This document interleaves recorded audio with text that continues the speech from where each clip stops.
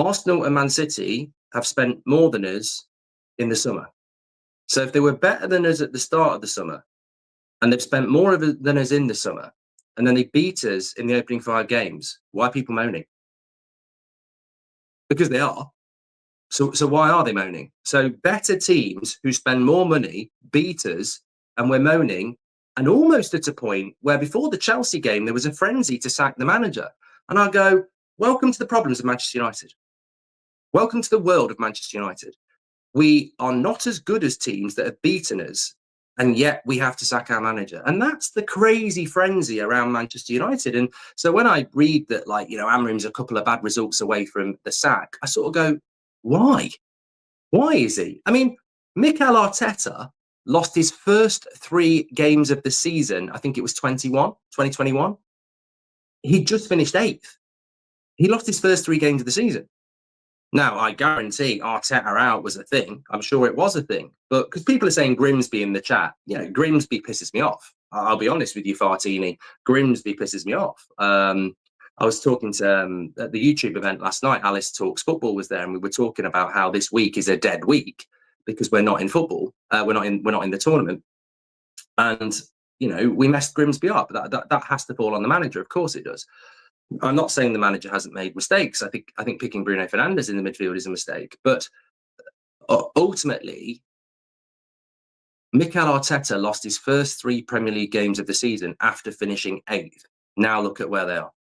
3 second places, an amazing squad, and a Champions League semi-final. Now, I know some of you would say, wow, he hasn't won anything. There are Arsenal fans who want to sack Arteta because he's got, this line makes me laugh. He's got to win the league this year or the Champions League, otherwise he's not good enough. And you go, so he's got to win something that you haven't won for 21 years, the league, otherwise he gets the sack. Or he's got to win something you've never won in your history, otherwise he gets the sack. And this is what I mean. Welcome to the modern world of expectations. We should all have standards. We should all have expectations, but sometimes I think they get a little bit muddled up. Like, how can you demand Arteta wins the Champions League or he gets sacked when you've never won the Champions League or the European Cup in your whole fucking history? And, I do look at Arsenal, and I might be the only person in the room here. If you offered me 3rd place for the last 3 years and a Champions League semi-final, I would bite your hand off. I mean, I don't know why you would offer me that and let me bite your hand off. I've never understood that saying, but I would bite your hand off. I would love to United to have finished 2nd 3 times and Champions League semi-final. I'd love it. There'd be a frustration that we hadn't won one, but bloody hell. I'd swap that for the Carabao Cup and the FA Cup, 100%. Because what I grew up with Sir Alex Ferguson was, no matter what, every year we'll challenge for the title.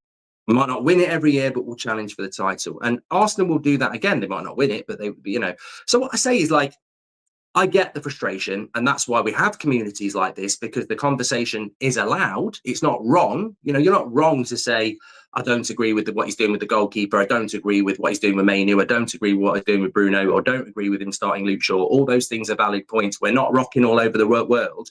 We're not playing brilliant football. There is definitely room for improvement. But I also think the extremity of opinion, sometimes when you take your head out of the room, is incredible. Like, as I said, Arteta lost his opening 3 games after finishing 8th. Look at where he is now.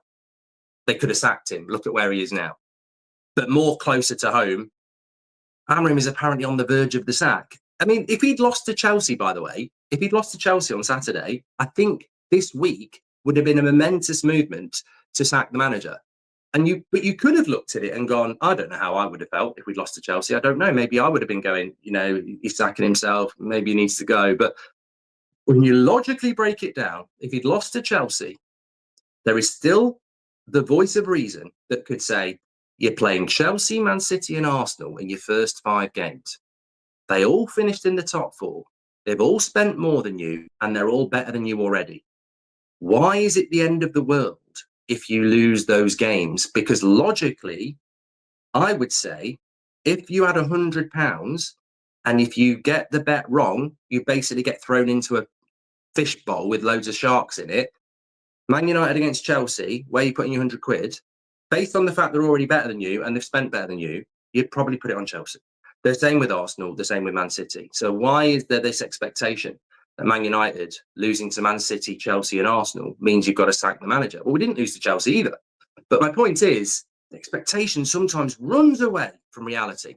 We need patience. I don't even know if I've got patience, but where my patience runs out, to give you my opinion, is because I don't want to see Amorim sacked. I think some of the reaction around him is melodramatic, and I think some of it rolls over from last season, to be fair. Where I stand is, and I've said it to you so many times, if Amorim would take Bruno out of the midfield and pick Mainu and stick with Mainu and Agate, and it didn't work, I would be going, this is what fucking happens when you do not buy a midfielder. This is what happens when you've got a shit ownership. Look at Arsenal, look at Chelsea, look at Liverpool, look at Newcastle, an ownership that wants to be good on the pitch. They've not bought him in midfield, and this is why we're struggling. And I would be saying that. Unfortunately, I can't say that because although he wanted a midfielder, I still think he would pick Bruno next to him. And that's on the manager. That's my big problem with Amorim at the moment, is the midfield issue is huge, but he's also played a part in it by putting Bruno in there. So, I would hold on to that one.